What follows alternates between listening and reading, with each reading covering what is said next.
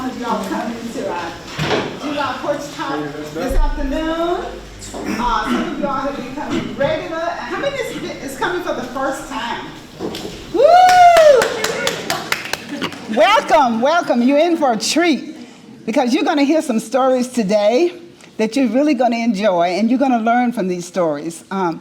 Today we have the Carothers family, the brothers, who they will tell you their story. I'm not going to say a whole lot, but can you imagine having 5 brothers in the military at one time? Wow. That's a lot. That is something. And these wonderful brothers are here to tell you some things, and then their life growing up in Franklin, and their ties to the Cool Springs, the Carothers properties. There's so much history, and I know they've got a lot to share, and some said they're kind of shy, but they'll be talking.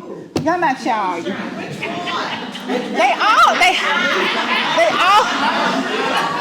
They didn't want to talk, and I said, y'all can't have Noble up there by himself. But Lewis said, I will. Lewis is not shy, are you? And then after they talk, we'll have retired Lieutenant Colonel Wanda Bruce Graham will be talking. So without further ado, we're going to have the Carothers brothers. James Arthur is one. We have David Allen, is that right? How do I know your middle name? Chucky. Lewis and Noble. Noble is my buddy. Every time I get involved in the community, I ask Noble, and bless his heart. Amen. He's right there with everything we do, Recovery Court and Habitat and just everything, African American Heritage. And then this gentleman provides vegetables to us every week. Every Sunday we come to church, and Wednesday there's vegetables. He's got a community garden.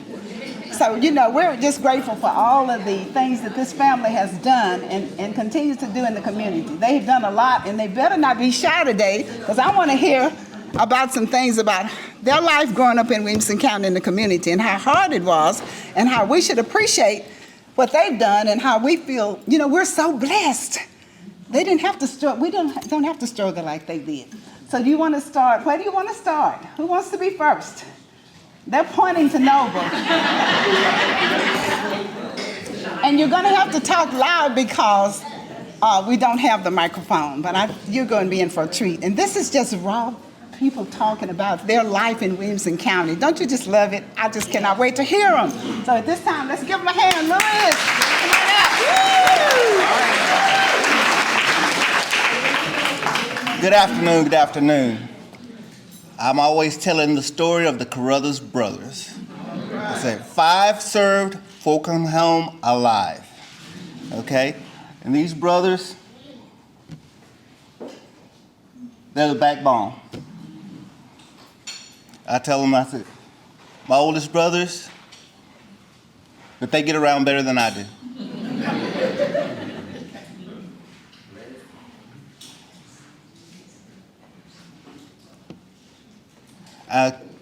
I'm like speechless when I get up here and, I'm in awe of all the things that they have taught me, the things that they probably shouldn't have taught me.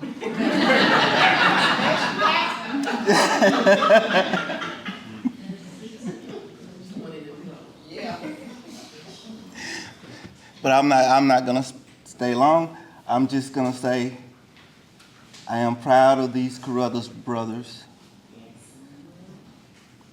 and what they've done to this community,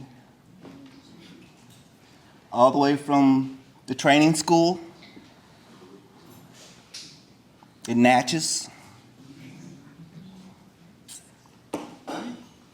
to the Franklin High.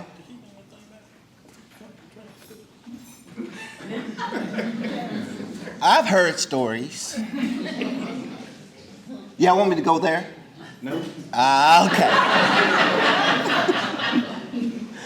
All right. The Carothers brothers, I always tell the story. From everybody I see, I pass it on. I tell them, Carothers brothers, 5 served, 4 came home alone. And these brothers, they're something. What service were you in? What service? I was not in the service. I got everything from them. From my oldest brother in middle school, just waking up and saying, okay, he's doing his run. I'm gonna do his run too. I was doing good for about a mile. Then he looked up over at me and he said, double time. He said, double time, and I'm running. I'm in middle school, you know. I'm on track, you know. And I see him just, and then get to the house, he says, what took you so long? That was the last time that I got up at 4 o'clock in the morning to run with him. But I learned a lot. I learned a lot. After this, I'm sitting down. These brothers a hand.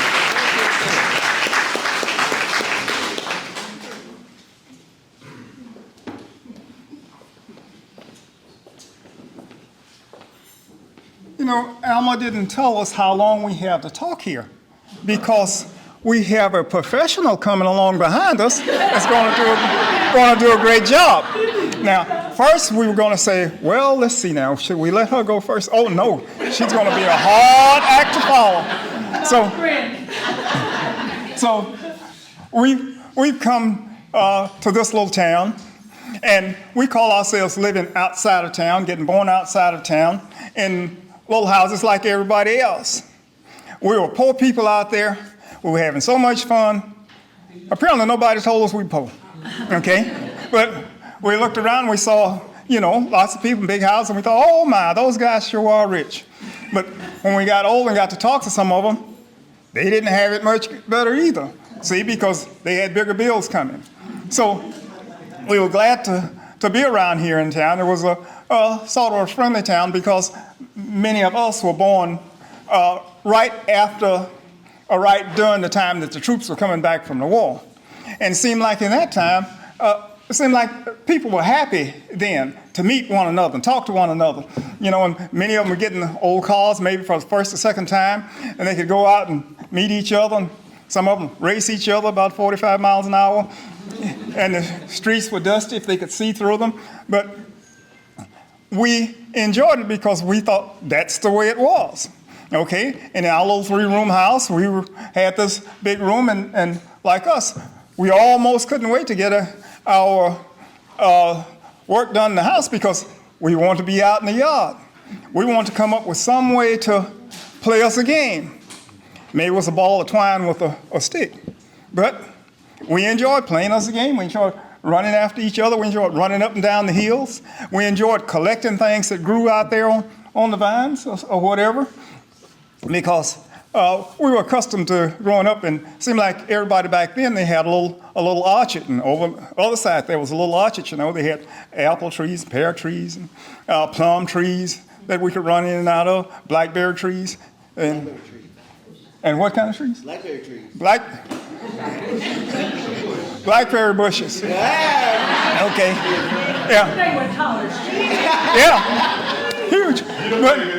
But we loved it. So you had to get accustomed to thinking past what you're doing out there. See, because sometimes it could be hot out there, and we didn't know anything about air conditioning. We hadn't even heard about it back then. Back then in the old house, you know, you just let the window up and open the front door and look out the back door and try and get a breeze through there, because that's the way it was. Unfortunately, you know what the flies did back then? They used to come in out of the heat in the house, see? And Mother have to go from time to time. You know, she'd put out the newspaper and she'd get the old sprayer, you know, and it's almost dinner time. She'd go like this, you know, okay? And then she'd go in there and sweep them up, and so she'd go in there and cook, and we'd go in there and get our bellies full, and we were happy as long as we had our bellies full. So then we'd go out and play some more. So we loved that because we grew up sort of there in the neighborhood, sort of on a hillside, we sort of thought, you know, because our cousins lived next door over there, and sometimes they'd come down to play with us, and sometimes, of course, the Lusters, our cousins would come down and play with us, and we'd have a good time running up and down the street, hills playing. See, and back then, when I say the roads were dusty, Yeah, because, sometimes the grader would come along and grade on it, and then sometimes the rock truck would come along and put rocks on it. You know how I can remember rocks on it? Because when I got big enough to go to school, I got tires for my car. And I didn't have much money. So I got cheap tires. There were 2-ply tires. And one day, I had 7 flats. See? So I'm thinking about children today. Many times, if they discovered that there was a jack in the back of the car, they wouldn't know what the thing is. But Dad made sure that we knew what the jack was and how to get out there and pump. You didn't plug in the little thing and let it sit there on the ground. You got out there and you pumped it up, see? And you put the patch on, you knew how to do that. But when we were very little and playing with each other out in the yard and running around, we almost couldn't wait to see, because sometimes we'd be there just playing, and then all of a sudden one of our other uncles or cousins or aunties, would just show up, okay? And then it looked like everybody's face would just light up. They seen each other. See, it wasn't like today, you pick up the telephone and say, hey, who's there? No. They were so happy to come and see each other. And Mother had the idea, whatever she was doing, whoever came, she'd just give them a knife, a bucket, or whatever, and they sat there and they'd have a great time just talking together. And we'd have a great time running around outside playing, because we know that we're going to eat something nice. Yeah, because Mother's going to make it, right. And while we're enjoying those things, we can remember Dad's old car. See, because back then cars weren't like the cars today, because sometimes, maybe 12, 13 of us would get in and go somewhere. Yeah. And Dad would get home and he'd send up a prayer, and I said, I wonder what. He's got his get home from around the corner tire on the back. But those were good times. Say again? I said they were. Yeah, good times, right.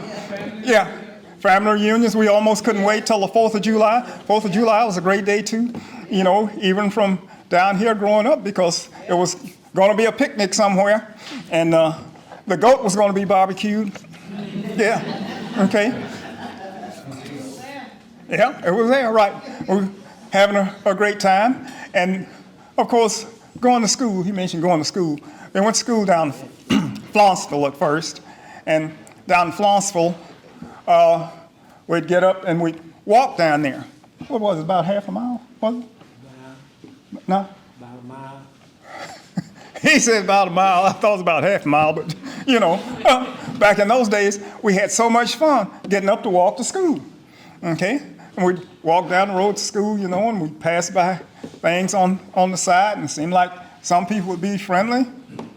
Maybe one or two might not be friendly, but, that's the way it was back then. We were having a good time. And we'd get out to school, and there were a whole bunch of people that we hadn't seen or couldn't talk to because no telephone. Right. We'd go to school, and we'd see everybody, all the friends, and we'd go out in the yard and play. And Flaunceville School, they called it a one-room school.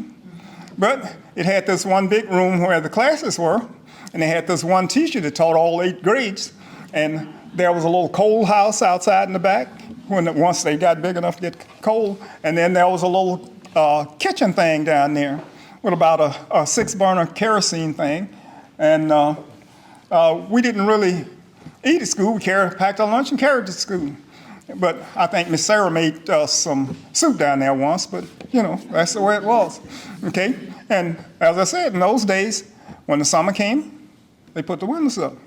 When the winter came, there was this pot-bellied stove sitting there, and one of the bigger kids was told to go out there and get some coal so the teacher can put it in the pot-bellied stove. See, and we kept warm and ate, and we played in the desk with everybody. We tried to make sure that we got our homework so that we could take our report card home, whatever it was, and we could tell Mother and Dad, we did well, because we wanted the teacher to say, hey, they did well. They paid attention. They didn't act up. Because, in those days, children didn't want to act up. You know why? Because they pay for it.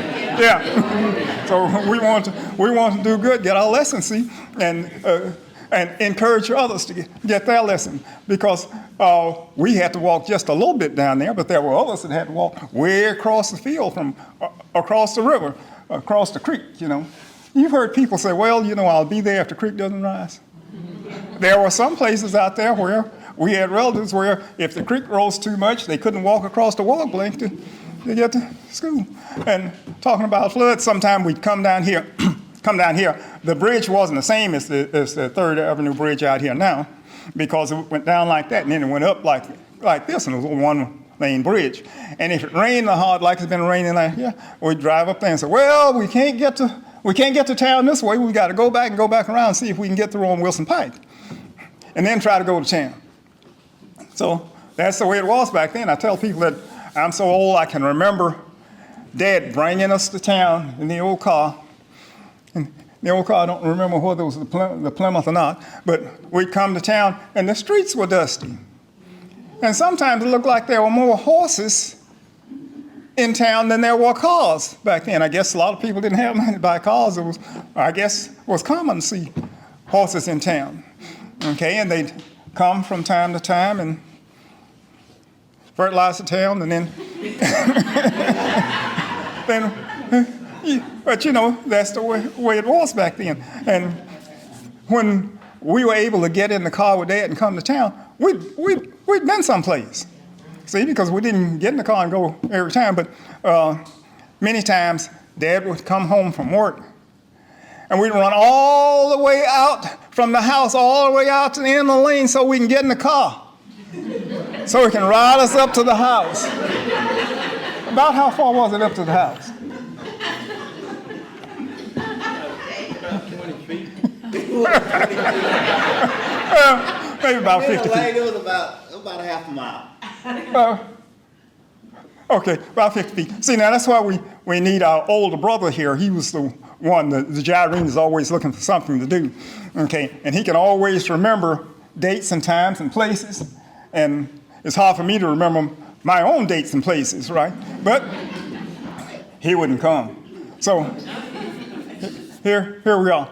Okay, now, when we would come to town, we did find out that there was a theater in town, where we went upstairs and we could look over and see what was going on if somebody was able to bring us. That's why we were so happy with our teachers out there at Flonsville, because a couple of times they were able to bring us to town. Miss Bill had an old Hudson. Wasn't it 7 or 8 of us in it when she brought us to town? Yeah. Yeah. I never did make it down there. Oh, okay. Very good. Okay. Miss Molly, Miss Sarah, and we'd be out there playing. We're having a good time, walking back and forth to school.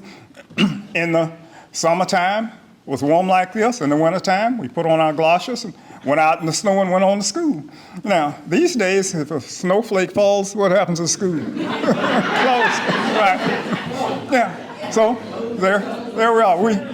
But we enjoyed being out in the snow sometimes. Yeah, sometimes. And where we grew up out there, Dad managed to have, a few cows and a few hogs, they go out and feed. And we grew up, learned how to go out and feed, milk the cow, and tell Mother, okay, now, well, let's churn the butter so you can make some cornbread so we can have a good time. Cornbread and butter, it went down pretty good, okay? But that's the way it was back then. And then finally they closed down the Flonsville school. We were so sad because then we came to town here, went to Franklin Training School up there. We met other children up there, and many of them from out there near where we were, and sometimes they could come on the bus once they got a bus out there. And Mr. Ebb Starnes, he drives the bus and he takes the children back and forth to school. And we'd get to school and we'd run around. Okay. And we'd run around and play up there at school, making sure we got our lesson good, going to make sure that we get out of school up there because we've been taught, education is a good thing to have. Don't waste a mind. So we're busy trying to get educated. And all the teachers up there knew that while we were there, we were sort of their children. They sort of looked out for us, and we sort of looked out for one another. It's a great thing. When I went to Flonsville School, it's a good thing I had a couple of cousins to look out for me. I really needed that. But it seemed like back in those days, the older girls knew how to help take care of the other children, even for the teacher, They should. Okay. So I think that was a great thing. And we went on from there to there. We finally got through high school up there. And some of the greatest times I enjoyed in high school up there was being in the band, because we could march up and down the streets down here, and we could blow the trumpet and the horns, and we could see the drum majors, and we'd have a great time, because in that time, one of the greatest things in this town seemed to be the rodeo. We looked forward to that, and the rodeo parade. Okay, so we enjoyed those things. And then we managed to get through that and get out of school and go on to whatever we're going to go to, whether we went out to TSU or whether they went into the military. But I knew that sooner or later we were going to end up in the military, because we were poor. And poor people went to the military then. Yeah. So either they got drafted or they volunteered to go in so they could get a better deal. So in the military, we got to travel a little bit more to places that we almost hadn't heard of and surely hadn't seen. But then those were some good days, but sad days. Yeah. We had a great friend out there, Bobby Hood, who was a great friend of ours, checked on us from time to time. And he and my brother Richard, they went into the military together. And I felt sad about that, because it sort of seemed like he took my place because he went before me, because, he couldn't stay in school while I was in school. So he went to the military, and the two of them went together. And we thought, well, that's something. The both of them are going to be together, and they're going to always be together. And shortly after they got there in the war, they realized that in the system that they were in, they weren't designed to get home. So they said they had made a pact that they would go into the war together, knowing that they would be left there in the war together. And my brother would write to me and say, well, I'm an old head now. I've managed to be here 6 months, and I'm still at it. I'm still a point man out there, and sometimes I get so close to the enemy I can almost touch him, but it's my job. Okay? So, unfortunately, Bobby came home to sadness when his father passed away, and then Richard was brought home to our sadness, but that's the way it was then. And Bobby would still try and encourage us and say, well, I knew that once we got there, and once they told us what was going on, and once we saw the others, and then nobody else had gotten back, we knew we were going to get it, but we were in it together. So I want the rest of you to think about, if you're in it together, look out for one another, care for one another, do what you can for one another, encourage one another, and hopefully there's going to be a better day. Okay, Miss Wanda? Did I run out of time? Yeah, okay.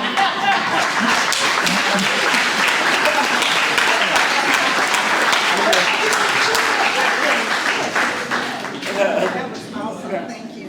I just want to see if the other brothers want to have anything to say at all, because they served and they grew up in the community as well. And we'd just like to have you have something, if you'd like to say something, please. And you don't have to get up if you don't want to, whatever you want to do. Thank you so much. Appreciate it. I'm James Carothers, the second of 13 siblings. I was born in 1942, started school in 47 at Bronxville School, which was a one-room school, teach 1 through 8. And after that, it closed in 57. And we went to school at Franklin Training School. And we graduated from Franklin Training School. I graduated in 1959. 1960, I joined the military, and the rest is history.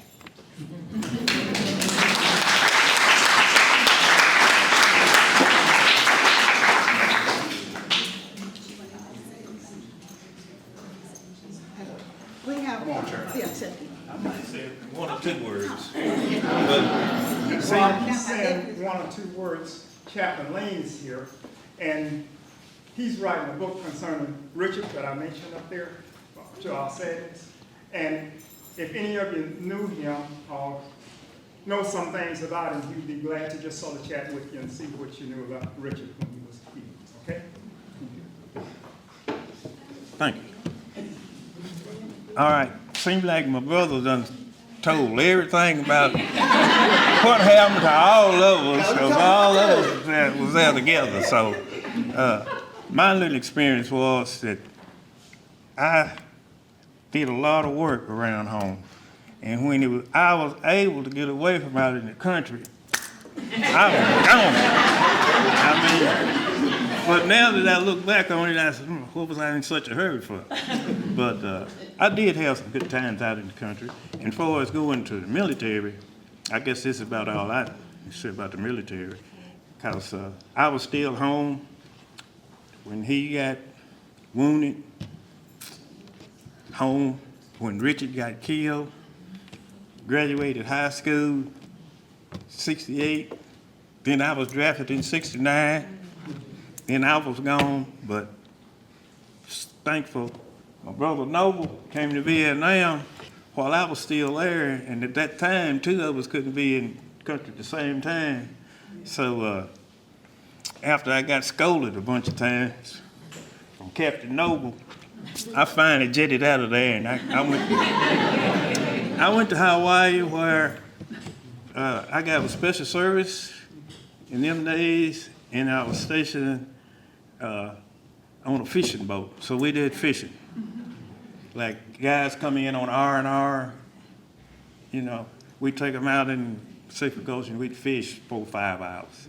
So that was my job in Hawaii, special service. And that was it.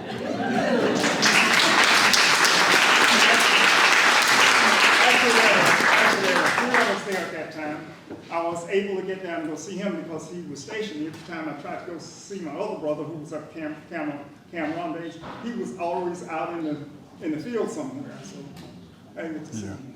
See, Doug, they were being so modest, I was hoping they would say that, because according to United States Army regulations, Washington's supposed to be 2 brothers in service at the same time in the field, but you had 3 in service at the same time. So have you ever seen the movie Band of Brothers about the 101st? Franklin got their own Band of Brothers right here.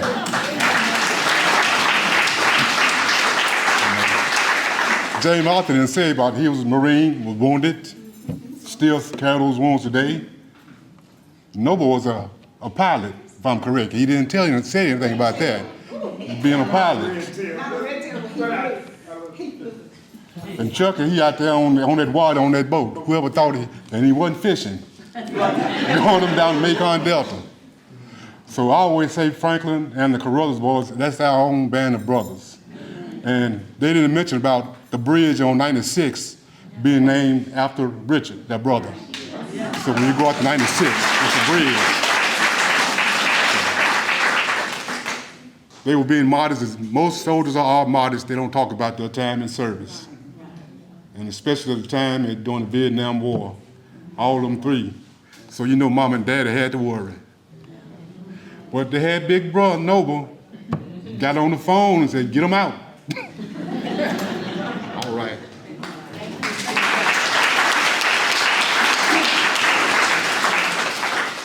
Let's give them another hand. As Harvey said, they are being modest. Their story is profound, y'all. 5 brothers in the military. That is a profound story. And we so appreciate you all and what you all are doing, and continue to do in the community. And keep bringing them vegetables, because we're getting tomatoes and corn and green beans and all that good stuff. And we want to get some pictures later, so do y'all mind staying right there? Or do y'all? Okay. Well, at this time, we're going to have our final speaker. Oh yeah, this question and answer session real quick. Does the Carothers Parkway have a relationship to the family that we all travel to the hospital and everywhere? Tell about it, Noble. So, I mean, everybody goes to Carothers Parkway on 96. Yeah, it was named after one of the plantations from one of the Carothers brothers. One was out there where you see Carothers Road now, and the other was over there near Galleria. And it seems that in, what was it, 68? I mean, 1868, something like that. They divided up part of the plantation there, and a number of the people who were working on the plantation got little 10-acre plots. So we got a little 10-acre plot, and our cousins and next to us, you know, there were a bunch of little 10-acre plots there. But everybody there sort of realized that they couldn't make enough living on 10 little acres and no mule. So, And not you. so they tried to do what they could at that time, and many of them, you know, went to town trying to get a job or something. So, and some of them had to sell theirs and try and go get a job someplace else where they could make a living. And my dad and his dad, they managed to get a job with the county, he said, and that was breaking rocks with the pick and hammer. And that's the way they did back then. So we enjoyed it, and now there's Carothers Parkway out there. They know how to spell our name. Right. And we're so happy that they were able to hold on to their property till they could get fair market value, because you all have seen all over the community how a lot gets sold for $30,000 and you get the $1 million house. Well, they were able to sell their property, and the Carothers family got full fair market value. Can I tell? I mean, because this is the first time that it had happened, and I was so happy. Right. Our cousins also from over near Cool Springs used to come up and play with us, especially John. We used to look forward to him coming to play with us. When he got big enough, he had a Zondat and a Holly or something. Holly. Right. And he'd come riding up the road and come play with us, and we played ball out there in the ball field over in our cousin's lot over there. And we had a great time. Whether we had hit the ball with a stick or what else, because sometimes we didn't really have a baseball bat, but we had fun. And yes, the African American family actually got $12 million for their property. And the city, because it hasn't been like that in the past. And we want to thank the city of Franklin for dedicating having a park in that area. And the house is still there. And Matt Brown is one of our aldermen. And we want to thank you. You have any comments at this time? The Carothers property? And just absolutely love it. And I'm glad you got what you needed out of it. Yes, amen. Amen. Because that was rare. So thank you all so much. And at this time, we'll have retired Lieutenant Colonel Wanda Bruce Graham. Well, since Brother Noble said I was professional, I'm not, but I did want to set a couple of pictures of my Aunt Jean out, who was with the 688. Oh! So I wanted to set those out of her. Yeah. And tell them where to find the article they can read themselves. A beautiful article. Yeah, there are several articles, and I did bring a couple and just set them out here on the table. There's several books written. The one I prefer is a book called A Soldier's Life by Colonel Edna Cummings. I'm just going to lay these up here, and after we get done, if somebody wants to look them up. This Army Colonel, is the reason why the 6888 received the Congressional Gold Medal April 29, 2025 of this year. And my husband and I had the pleasure of attending. I'm going to leave this out, and anybody wants to look at that later. A few pictures of my look, I'm a peacetime soldier. I went where I was assigned, served doing, some wartime, but was never sent to the war. But I guess being married to a retired Marine Master Sergeant who did 2 tours in Vietnam, I think he took up my slack. Look, I think he took up my slack. Regardless of what Noble said, I'm not a professional, but good evening to all of you. And again, I would like for us to give the Carothers family another big round of applause for their service.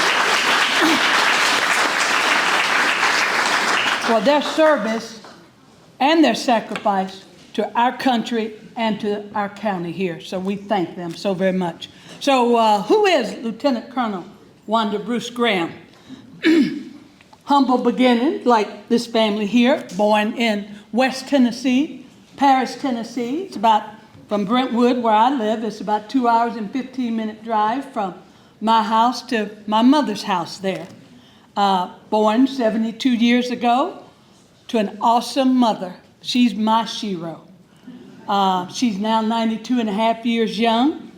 My uninvolved active duty Air Force father, he served 26 years in the Air Force.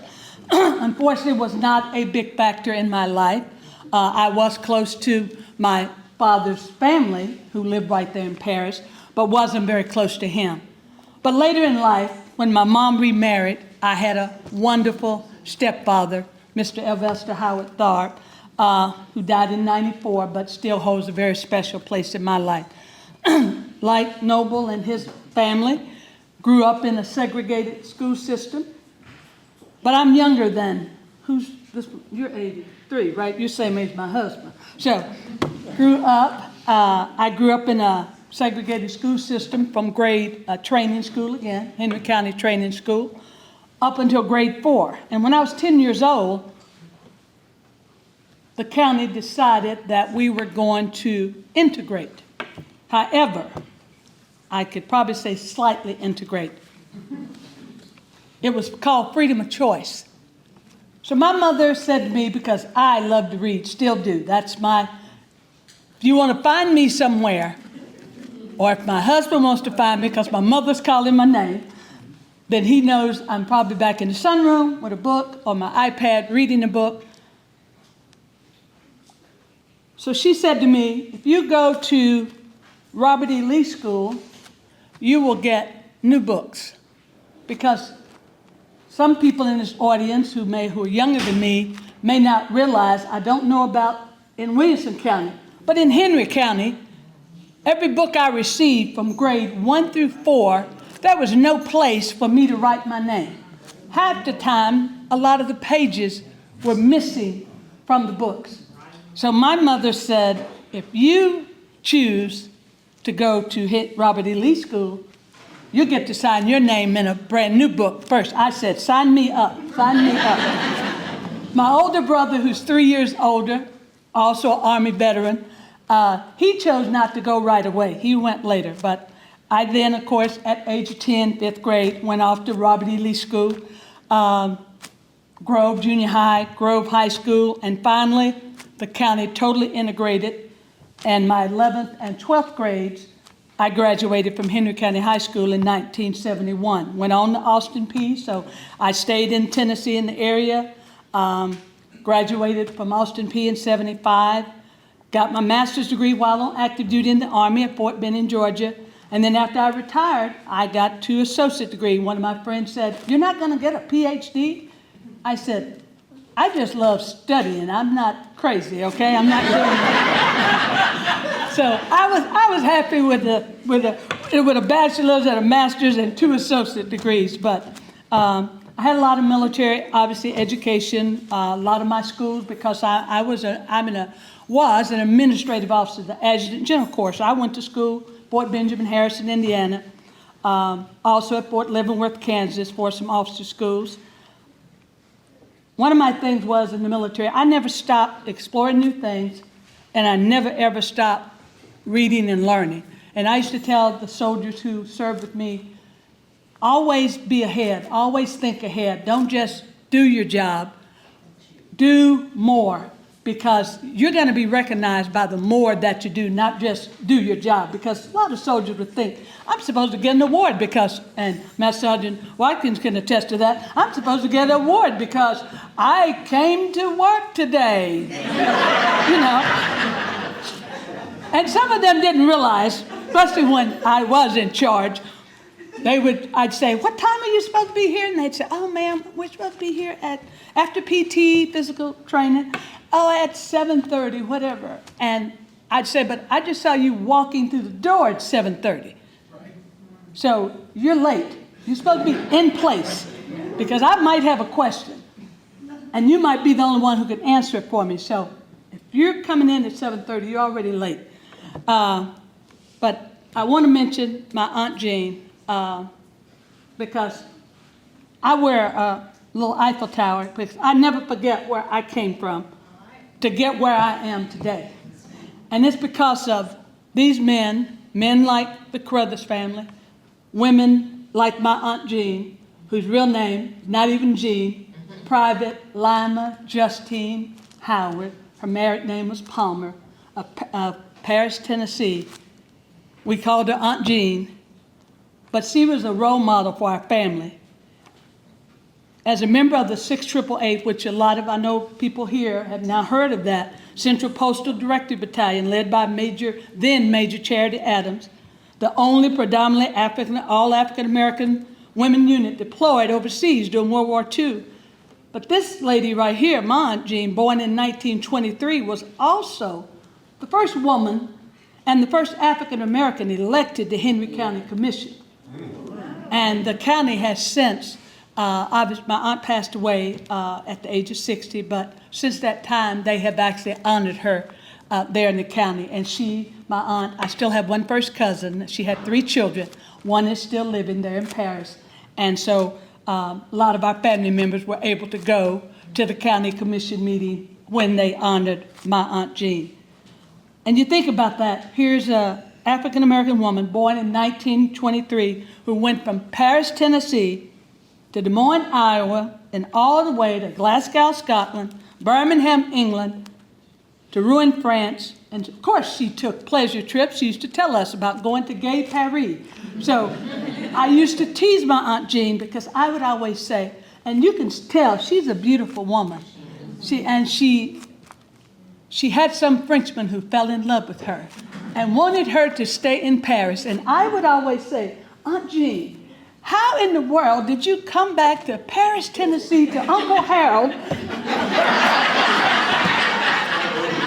And I could have been visiting the real Paris for the summers. So that was always our loving joke because she loved Uncle Harold. He was also a World War II veteran, but that was our ongoing joke whenever I would see her and tease her about the fact that I could have been visiting the real Paris. But she was so proud of me. I joined the Army Reserve, and the Carothers family are going to laugh, especially the ones who were enlisted. I joined the Army Reserve in Nashville in 1979. And I went through a program that was called the Civilian Acquired Skills Program. And my basic training was 3 weeks long. See, I didn't look. However, yes, Fort McClellan, Alabama, March 1979. Even though every woman who was in that class, we were all private first class, we had 3 weeks to do what everyone else had 9 to 10 weeks to do. If we failed, when we first got there, we took a physical fitness test. And they said, okay, you're going to take the physical fitness test and you want to pass because if you get hurt or something happens, this will have to be your record physical fitness test. But we only got one chance. So we had people who left because they couldn't pass the PT test.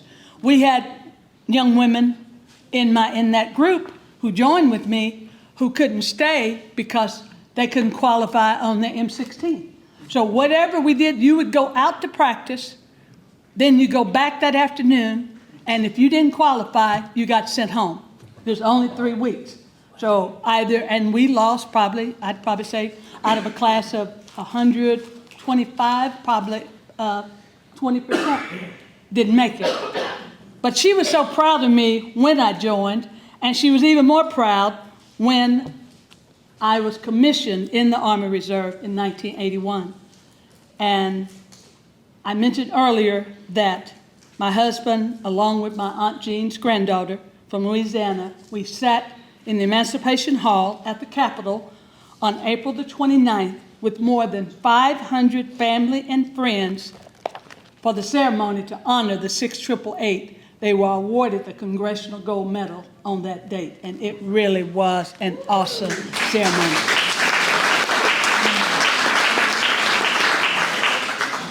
My Aunt Jean, at the time she served, she also had 2 brothers who were serving during World War II as well. So my Uncle Robert Ford Howard and my Uncle Billy Lee Howard were also serving in World War II at the time that my Aunt Jean was serving. My military career, as I said, began March of '79. I lived in Nashville. I won't mention I was previously married. That was one of the... I DX'd him when I left in May of 1982 to go on active duty full time. But I enjoyed my time as an enlisted person because I know for a fact that that did help me when I did become a commissioned officer. I started out as a private first class. I was promoted to specialist 4, and then I was promoted to specialist 5 when I went through officer candidate school. And I said they would smile about the basic training. I'd made a note because I knew they would laugh about that. But I had applied to be an adjutant general corps officer in my Army Reserve unit. But unfortunately, the unit administrator had a girlfriend who wanted the slot that I was promised. And as a result of that, I was not happy. I did not want to be military police. Had I wanted to be military police, I would have asked for that. So because I was not happy with the fact that my slot was given away, I asked for a transfer to the Tennessee Army National Guard, and I was transferred as an adjutant general corps officer. And I served as a tactical officer with the OCS program. Then I went off in May of 1982 to Fort Benjamin Harrison, Indiana, where I was able to apply for active duty full time. And after I graduated from that course, 2 months later, in July of 1982, I was sent to St. Louis, Missouri. And I couldn't help but think, I'm going on active duty to see the world. Here I am from Paris, Tennessee. I've been to Clarksville. Look, I've been to Austin Peay. Look, I've been to Clarksville, been to some football games with my ex-husband, out of town when Austin Peay would play football games out of town.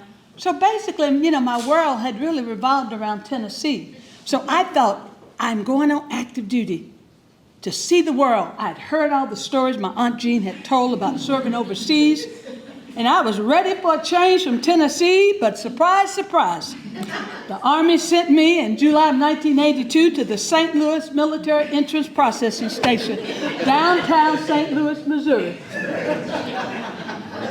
And there I was in charge of, I was the chief test management, and I was responsible for all the tests to join the military, such as the ASVAB, most people here know, Armed Services Vocational Aptitude Battery, as well as special tests to determine, like for instance, if you said, oh, I speak Spanish or I speak French. The military has a test to see if you're proficient, and then they would give you that specialty identifier as part of your military occupational specialty. But, well, I didn't get to see the world, but I did get to meet Master Sergeant William Dwayne Graham, United States Marine Corps, native of Mason City, Iowa. And we got married in December of '84, and I'd say that was awesome, as the Lord has blessed us with 40 years, will be 41 years this coming December, and I couldn't have asked for a better first active duty assignment. And this awesome man opted to decline promotion to E9 to Master Gunnery Sergeant, and he retired so that he could follow his amazing 26-year career. But after his amazing 26-year career, which included those 2 tours in Vietnam, he decided that it was best to explore other life options with his Army wife. And so he retired in 1986, and the rest is history as far as the Wanda and Bill crowd. I left there, went to school at Fort Benjamin Harrison again, and I was sent to Fort Benning, Georgia. And I will say this, my first commander there was African-American infantry full colonel. I'll never forget him. Anytime I go to the Virginia area, I always pick up the phone and call his wife and see how she's doing. But Colonel Fred Peters pushed me to apply to become a regular Army officer. I wasn't going to do it yet. I figured it'll happen. I'm a captain now. It'll happen. But he was saying, no, anytime you apply for something, that's another plus on your record. That's another plus for you. When you apply to the military for something and they select you out of others, that's a plus. So he pushed me to apply. He readily agreed to let me leave when the company command position came up there on Sand Hill at the Adjutant General Corps Reception Battalion. And he taught me a valuable lesson because we had an executive officer who was not well thought of and who was not very helpful, and he really was a horrible officer. And he said, he called me his holy roller captain because he used to say bad words. And I would stand in his office and look right at him and say, "Sir," just like that. And he would tell whoever was on the phone, "I'm sorry, my holy roller captain is in here, so I've got to watch my language." But he was still an awesome man, and he taught me, you'll learn how leaders will show you how to be or how not to be. So he told me, you know, take the good, and then you notice what the bad is, and don't you be that officer. You be the best officer you can be. Learn from somebody else's mistake. And I learned there when I confronted him about his bad language that you don't have to give up your principles just because somebody outranks you or somebody's in some other position of authority. And I know that Colonel Peters respected me for speaking up to him about his situation. He may have cursed when I wasn't around, but he stopped cursing anytime I came in the room. I went to Fort Benning and commanded Company B at the Adjutant General Reception Battalion. And there I replaced an Army infantry officer, becoming the first woman to command Bravo Company. In reality, that battalion never should have been a company position for infantry officer to begin with. It was the Adjutant General Corps Battalion. So the Infantry Training Center, that was just another place for them to give their officers 1 and 2 commands. And the Adjutant General on the base pushed it and finally got them to see the light. So I became the first woman and the first African-American captain to command Bravo Company.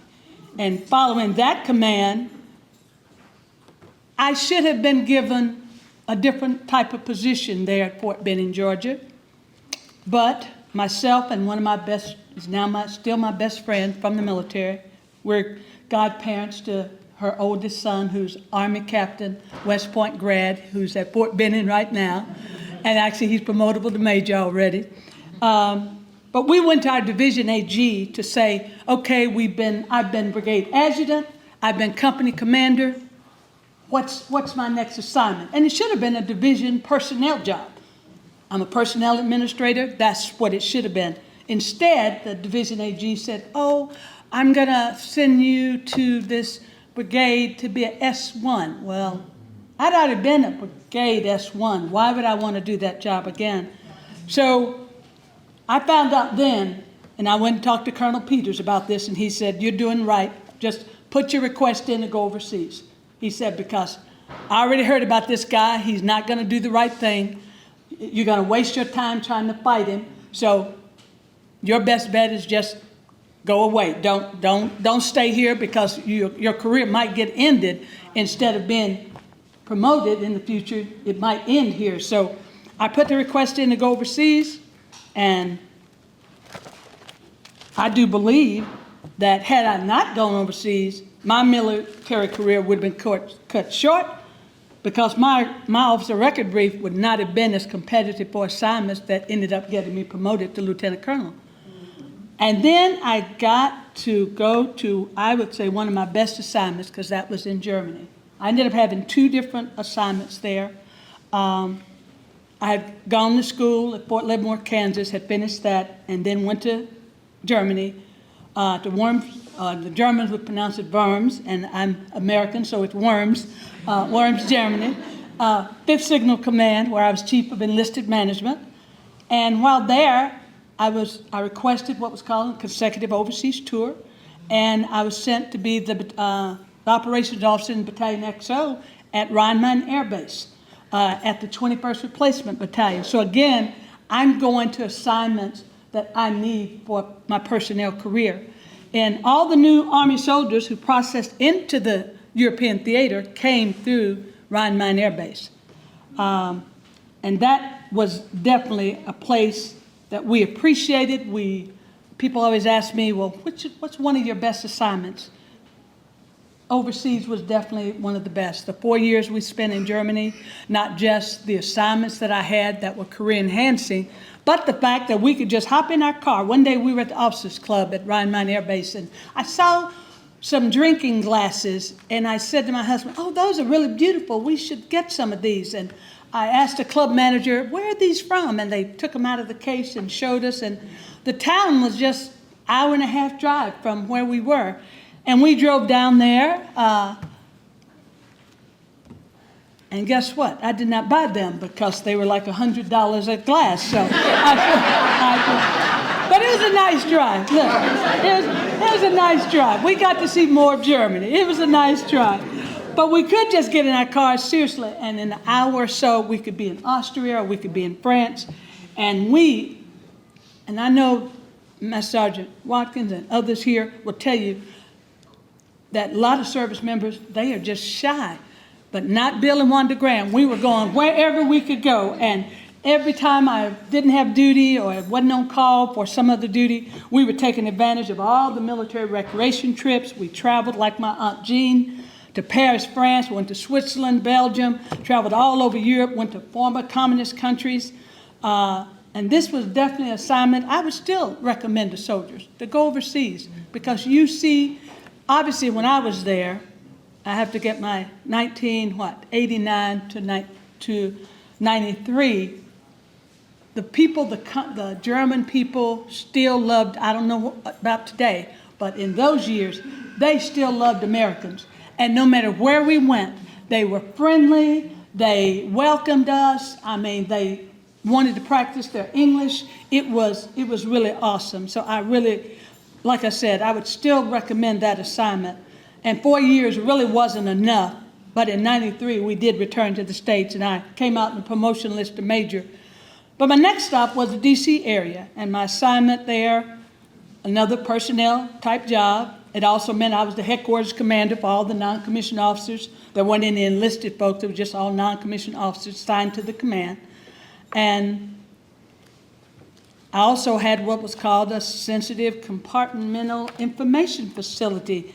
And I tried to stay out of that place because it was not comfortable. Look, and they would bring me these documents and say, ma'am, what about this? I said, does it have anything to do with OpTech or personnel? No, ma'am. I said, please take it to the skiff. I do not need to look at it. But I tried not to go down there any more than I had to. But it did prepare me, so you never know what you're going to be ready, what's going to happen at another assignment.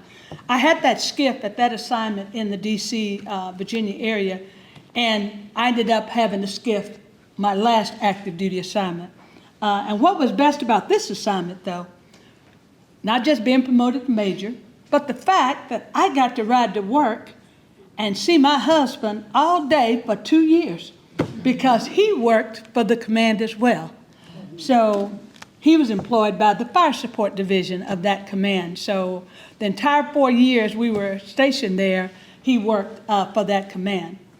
And for any Adjutant General Corps officer, anytime you're in the D.C. area, you won't likely get that opportunity again. You're going to be looking to get an assignment to the Pentagon. And I had that discussion with my assignment officer and let him know I wanted to go to the Pentagon to be on the Army staff. And I was given that opportunity. And what impressed me the most about that assignment was I never felt so proud. So here I am, now Major Bruce. I didn't change my name to Graham till later.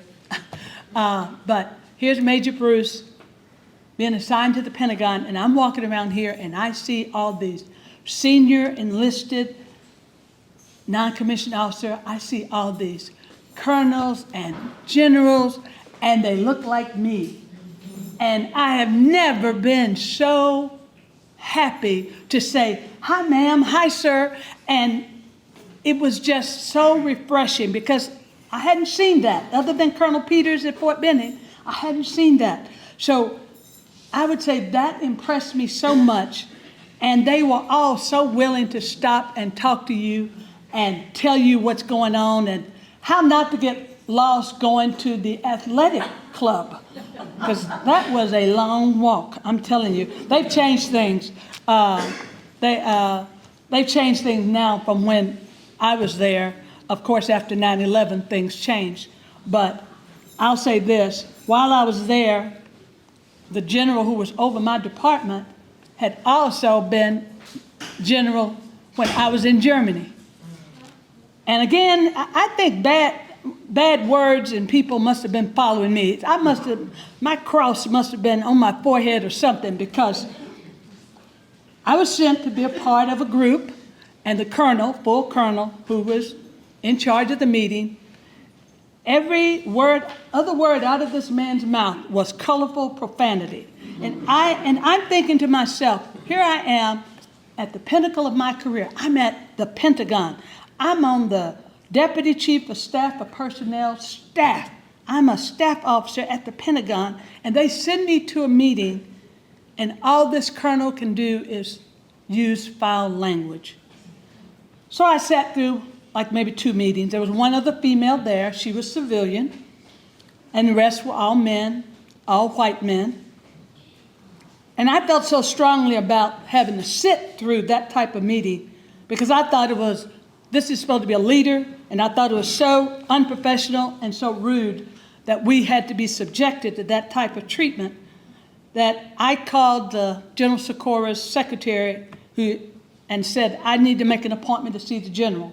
So of course now I'm a major, so I've got a lieutenant colonel who's my immediate supervisor, and I got a full colonel who's over our immediate department, and then the general is over all of our department.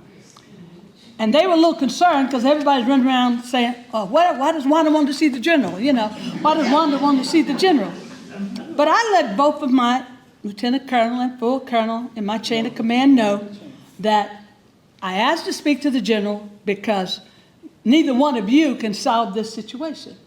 Because one, the lieutenant colonel, he's outranked by the guy speaking all the bad language, and the colonel, they're the same, so he's not going to get this guy to change. So I went back, I got the meeting with the general, and he knew me. He remembered me from Germany. The Adjutant General Corps wasn't that large. He remembered me from when I was stationed in Germany, and asked how I'd been doing, how was everybody treating me there in the Pentagon. I told him, well, sir. I said, however, I do have a problem. That's why I'm on your calendar. And I told him about the colonel who was speaking so unprofessionally and so rudely in a supposed professional Pentagon meeting. And I just said, sir, I'm just going to leave this with you because you're the only one who can change anything. And the next week when I had to go to that meeting, that colonel apologized to everyone in that meeting, and I was able to sit through all future meetings with professionalism. And several officers in my department said they would not have had the guts to speak up. And I told them, you either have principles or you don't. And that situation taught me a lot about not being afraid to stand up for your beliefs. And I left that assignment with a glowing officer evaluation report.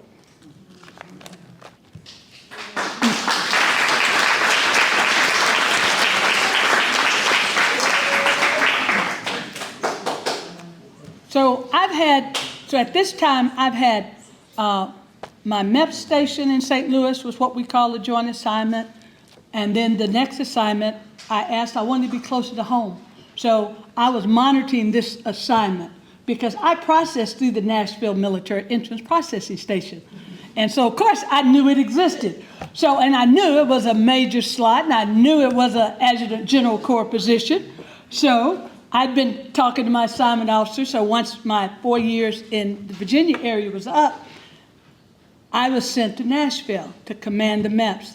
And I have to tell you this story because I get there, I'm walking around with the outgoing commander, and I know there's a chief medical officer. And the MEPS, as we call it, they have what we call fee-based doctors because, you only have one full-time doctor, and depending upon how many young applicants are in on that day, you call in extra doctors to help out with the exams.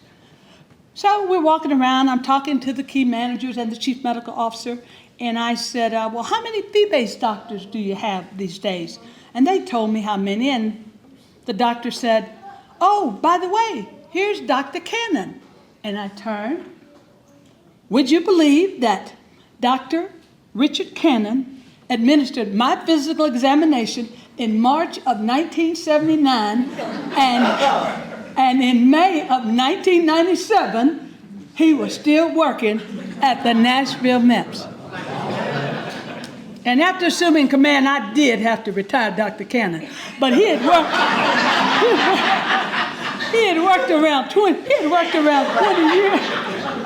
He had worked around 20 years, but I will say this: the very, very best part about that assignment was seeing all the excited young men and women wanting to serve our country in the Army, the Marines, the Navy, the Air Force, the Coast Guard, the Reserves, and the Guard. And it made me so proud to be wearing that uniform along with the other officers, because we administered the oath of office. All of us officers, because it wasn't, I think it was 3 of us, might have been 4. I might have had 4 in Nashville, might have been. But however many, 3 or 4 of us there, we each had a week that we administered the oaths. And I felt, even as the commander, a lot of the commanders, the previous commander said to me that he thought it was an imposition and the commander shouldn't have to do that. I counted that an honor and privilege to stand before those young people and administer that oath. And in fact, some of the service members, they didn't like me, because if they weren't Marine and they came down there and couldn't tell me what job, what career field they were going into, I would not let them swear in. And the liaison, the MEPS liaison NCOs would come down there and fuss with me, and, ma'am, you can't do that. I said, well, I guess I can, since I'm the commander. And I would tell them that if we have a young person who comes, and if they're not Marine Corps, now Marines will attest to this, Marine Corps, when they joined the Marine Corps, at least when I was a commander and when I was in St. Louis, their contract was open. They would serve at the needs of the Marine Corps. Everyone else had some type of career field, because Marines, you're becoming a Marine first, and then whatever else they need, they will let you know once you get there. But every other service, you signed up to be a linguist, or you signed up to be a personnel specialist, or you signed up to be a radio operator, whatever it was in black and white. And if they couldn't tell me what they were going to do for our military, I would send them back down the hall. And I used to explain to the liaison NCOs, I said, do you know the reason why I do that? I said, when I was Bravo Company Commander at Fort Benning, Georgia, would you like to know how many brand new infantry, I didn't say AG, infantry privates who were crying and wanting to go home? So I wanted to make sure these young people knew what they were getting in, and they would tell me, well, ma'am, you know, my recruiter told me that I would. I said, stop right there. It does not matter what your recruiter told you. Let's see if it's in black and white. And so, again, I was either loved or hated wherever I went, because I just told them I'm not going to have a young person take an oath of office if they don't know what they're getting into. And after about a couple of months, they figured out that their folks better know what they're doing when they came down to have the ceremonies when I was the commander. I came out on the lieutenant colonel's list when I was there in Nashville, and right before that I did change my name to Graham, because I kind of knew I probably was going to be getting out sooner rather than later, so I went on and changed it to Graham. And that assignment was only 2 years, but it kept me close to home. You know, Nashville's close to Paris.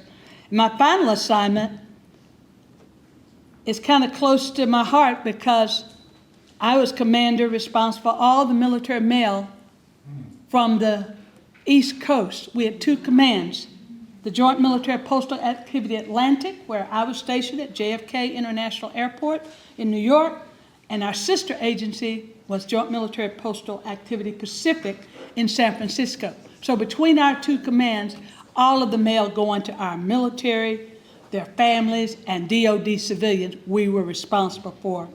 And during that time, the 4 years that I was there, we supported over 300 overseas post offices. We dispatched over 280 million pounds of mail to approximately 550,000 Department of Defense service members, their families, and other postal patrons.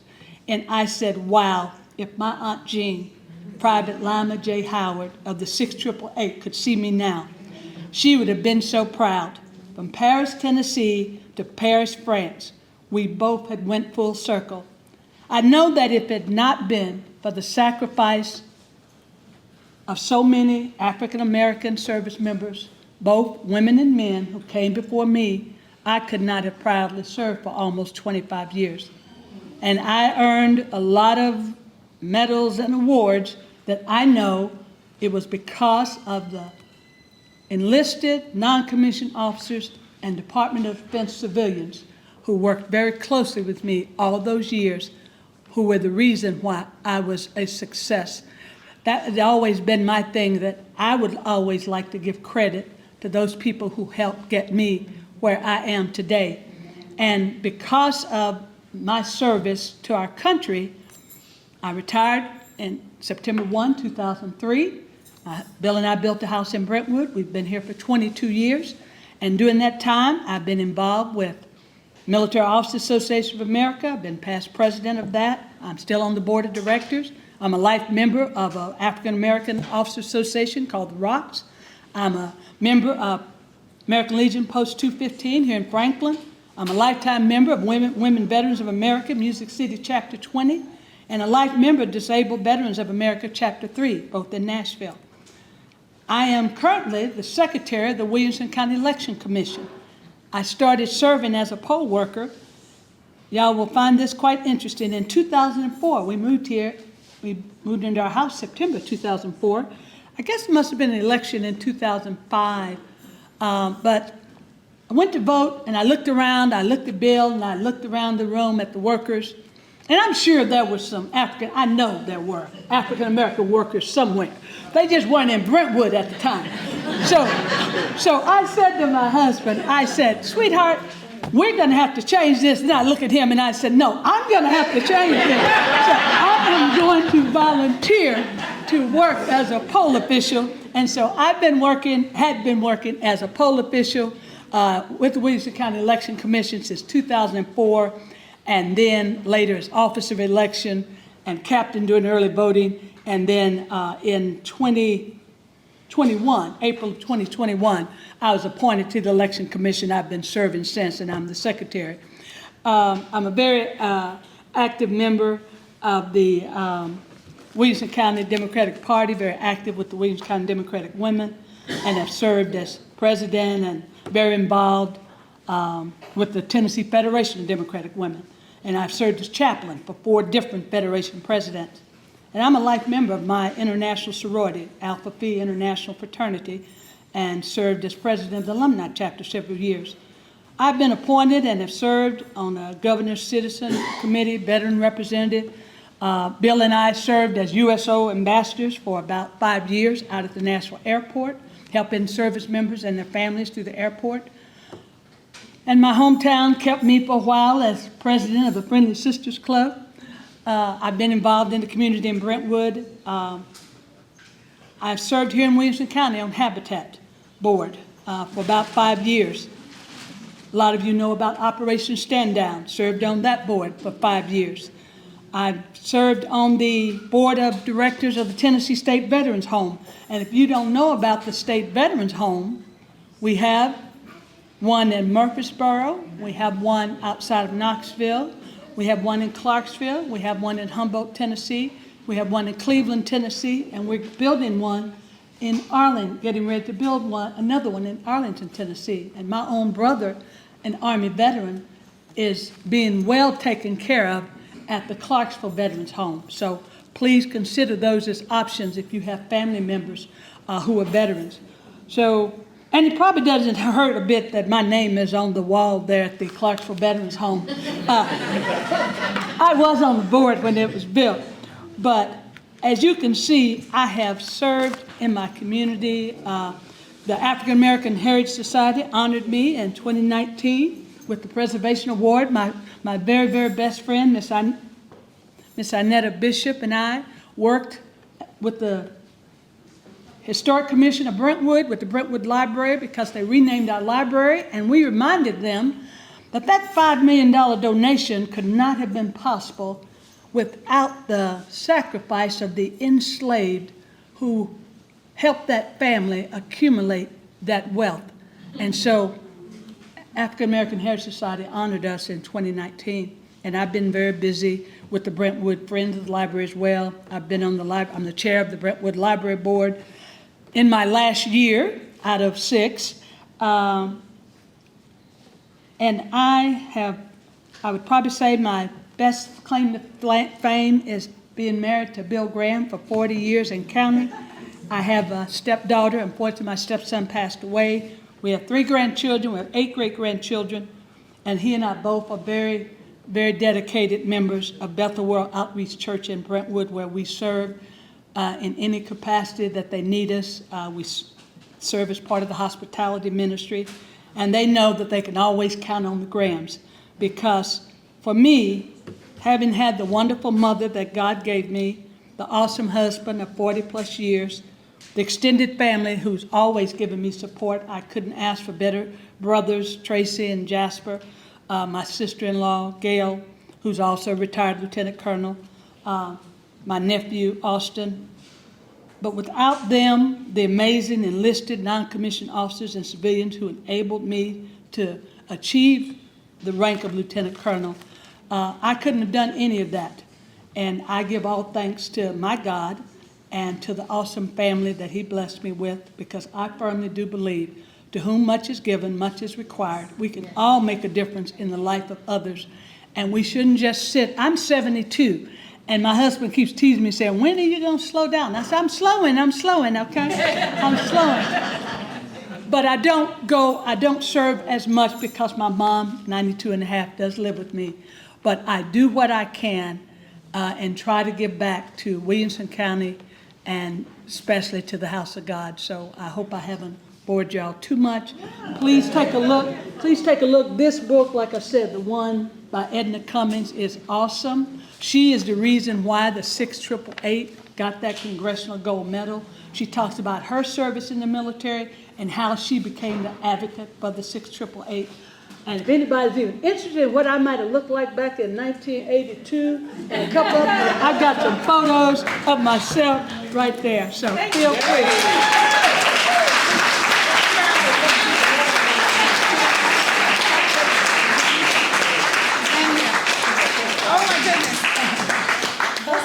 Please, if you can stand, let's give them a standing ovation.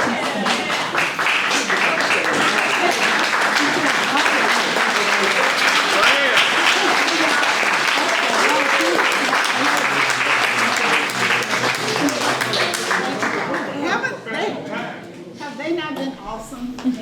Yeah, that was great. They have been amazing, you all. Thank you so much.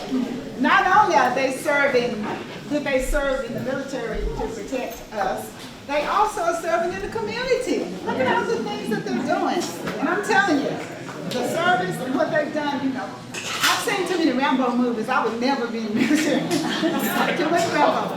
But anyway, at this time I want to call out what Gerald Pam, we have a little something for our participants. It's not monetary, sorry, we got But we want to have, we would like for you all to sign this book today, because we want to have it in our library at the 264 Natchez. You all are part of the history of Williamson County, and you are part of the book of life, but the book of African American life in the community. So if you would sign this, we want to have, this is a book by Mrs. Thelma Battle. And you all may have a copy of that, but just as for this day, we want y'all to sign saying that you all were part of today's day. And we got a pencil? Yeah, we need to get them. And also, we have a membership that people can join. It's $35 for family, $5 for students, $100 for businesses, and we would love for everybody in here who can to become members. But today we have some memberships that we'd like to give our participants for their families, and it's valued at $35 for 1 year.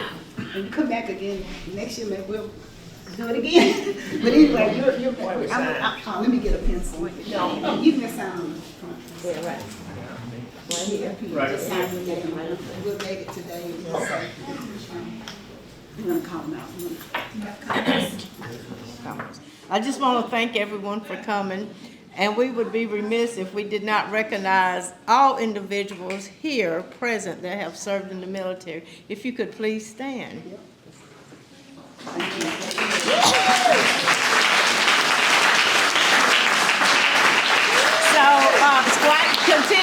Continue to stand, come back up, and just say your name and your branch. Yeah. And yeah, come up so we can get you on TV. Come on up here. Get in front of the camera. Come on, Harvey. Put your cake down. You want to hold on to my reels, you'll see. Y'all get in the picture with Right here in front, just say your name and branch and anything, yeah. Donnell Lane, Army. Aaron Watkins, Army. James Earl, United States Navy. Dave Cormier, Air Force. Lane Stockland, U.S. Army, retired.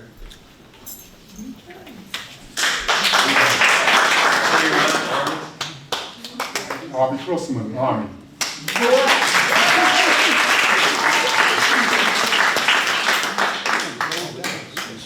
Did y'all get it on camera?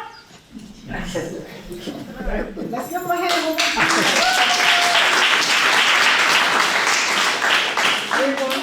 So I want to ask the members of the Carothers family to either stand or raise your hand. There's a bunch of here tonight, so they always show support, y'all.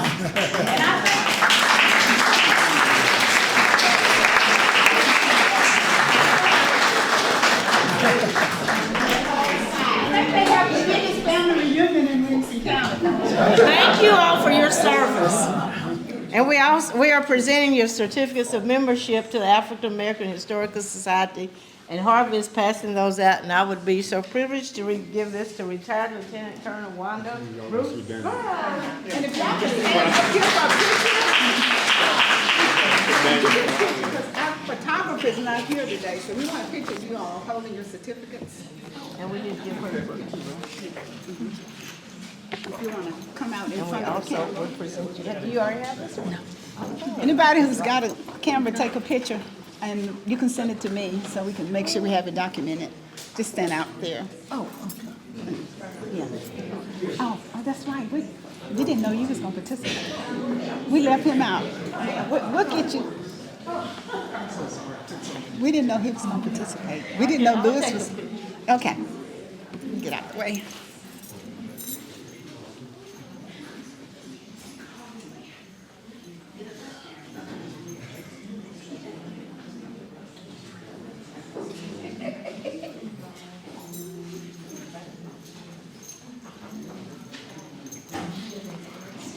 Lewis, get up there. We'll get your membership. Y'all, we didn't intend to, no, you didn't tell me Lewis was coming. I'm sorry, we didn't intend to leave you out. I think we were done the military brothers, and we don't want to leave any brother because he's the brother. So we want you in the picture too.